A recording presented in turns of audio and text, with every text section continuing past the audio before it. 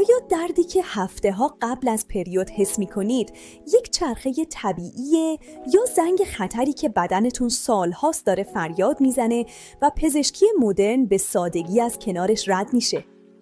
سلام، من دکتر فیت هستم. سلامی گرم به تمام فارسی زبانان عزیز در هر کجای دنیا. امروز سراغ مجهول‌ترین اتفاقات بدن شما میریم. خوشحالم که با من همراهید. چرا بعضی از شما حتی 2 هفته قبل از شروع خونریزی دردهای شدیدی رو تجربه می کنید؟ برای درک این موضوع باید به اعماق فعل و انفعالات شیمیایی بدن بریم.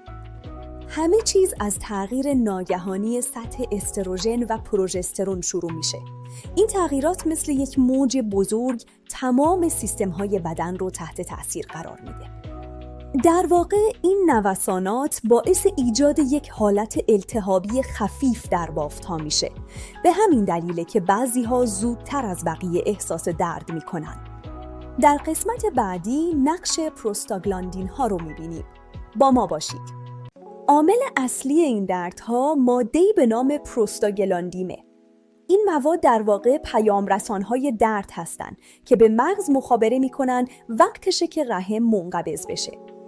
اما این مواد فقط روی رحم اثر نمیذارن. اونها کل سیستم عصبی شما رو هم حساس تر میکنن و باعث میشن آستانه تحمل دردتون پایین بیاد.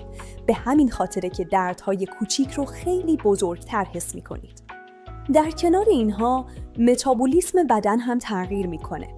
بدن شما به انرژی و مواد مغذی بیشتری نیاز پیدا میکنه تا با این حالت التهابی مقابله کنه. اگه این انرژی تامین نشه، بدن با درد واکنش نشون میده.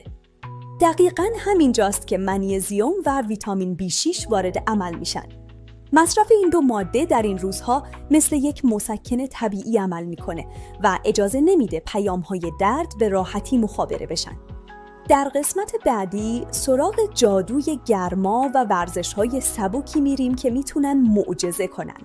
حتما بخش 3 رو دنبال کنید تا چرخه آرومتری داشته باشید. بعد از تغذیه نوبت به تسکین فیزیکی میرسه. استفاده از کیسه آب گرم یا حمام آب گرم جریان خون رو در ناحیه لگن بهبود میبخشه و انقباضات دردناک عضلانی رو به سرعت آروم میکنه. شاید در لحظه اول سخت به نظر بیاد، اما حرکات کششی ملایم و یوگا باعث میشه عضلات از حالت انقباض خارج بشن و اکسیژن رسانی به بافت‌ها بهتر صورت بگیره. مهمتر از همه، فعالیت بدنی ملایم باعث ترشح اندورفین میشه. اندورفین قوی ترین مسکن طبیعی بدنه که نه تنها درد رو خاموش میکنه، بلکه حال روحی شما رو هم در این دوران بهتر میکنه. در کنار اینها، نوشیدن آب کافی و کاهش نمک کمک میکنه تا بدنتون آب کمتری حبس کنه و اون حس سنگینی و درد در سینه و شکم تا حد زیادی برطرف بشه. یکی از بهترین راه‌ها برای مهار التهاب استفاده از هدایای طبیعته. دمنوش زنجبیل مثل یک ایبوپروفن طبیعی عمل میکنه و سطح پروستاگلاندین‌ها رو در بدن به سرعت کاهش میده. دارچین هم با خاصیت گرم کنندگی خودش به شل شدن عضلات رحم کمک میکنه و باعث میشه انقباضاتی که باعث درد میشن خیلی زودتر برطرف بشن. و اما بابونه، این گیاه معجزه‌گر نه تنها عضلات رو آروم میکنه، بلکه سیستم عصبی حساس شما رو هم تسکین میده تا کمتر تحت تأثیر پیام‌های درد قرار بگیرید. بهترین زمان برای شروع مصرف این دمنوش‌ها حدود 3 روز قبل از شروع دردهای همیشگیه تا بدنتون کاملاً آماده مقابله با التهاب باشه. طبیعت همیشه راهی برای آرامش ما داره. تا اینجا از دردهای طبیعی گفتیم، اما چطور بفهمین درد بدنمون فراتر از یک چرخه معمولیه؟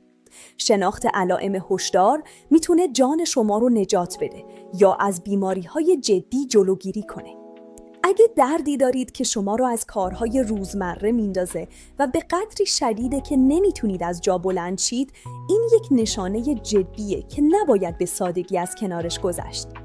همچنین اگه مسکن‌های معمولی هیچ تأثیری روی دردتون ندارن یا شاهد خونریزی‌های بسیار شدید و طولانی هستید، وقتشه که این موضوع رو با یک متخصص در میان بگذارید.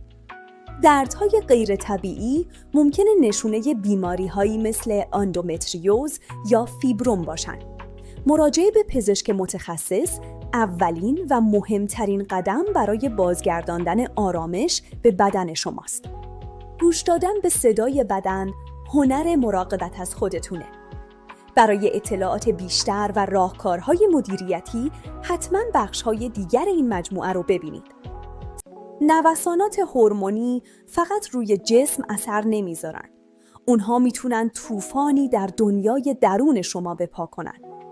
کاهش ناگهانی برخی هورمون‌ها باعث میشه احساس اضطراب، غم یا تحریک پذیری بیشتری داشته باشید. بیخوابی یا خوابهای آشفته هم در این دوران بسیار رایجه. بدن شما در حال تغییر دمای داخلی و سطح انرژیه و همین موضوع میتونه استراحت عمیق رو ازتون بگیره. کلید بازگشت به آرامش ذهن شماست.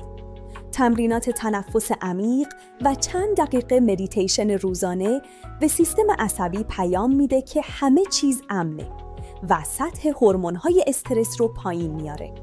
سعی کنید قبل از خواب از نورهای آبی دوری کنید و با یک روتین آرام بخش مثل مطالعه یا نوشیدن دمنوش بابونه بدن رو برای یک خواب با کیفیت آماده کنید. ما امروز سفر کوتاهی به درون دنیای پیچیده هورمون‌ها داشتیم. دیدیم که دردها همیشه دشمن ما نیستن، بلکه زبان بدن برای گفتن نیازهاشن. حالا شما بگید، کدوم یکی از این علائمی که گفتیم بیشتر شما رو غافلگیر کرد؟ حتما برام کامنت بذارید. من تمام کامنت های شما رو میخونم و به سوالاتتون پاسخ میدم. اگه این محتوا براتون مفید بود، یادتون نره که کانال رو سابسکرایب کنید تا در کنار هم سطح سلامت جامعه فارسی زبان رو بالاتر ببریم.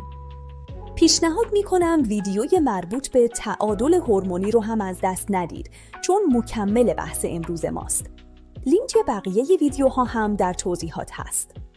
مراقب خودتون و سلامتیتون باشید. من دکتر فیت هستم و یادتون نره که شما ارزشمندترین دارایی خودتون هستید. تا ویدیوی بعدی سلامت بمونید برام. خداحافظ.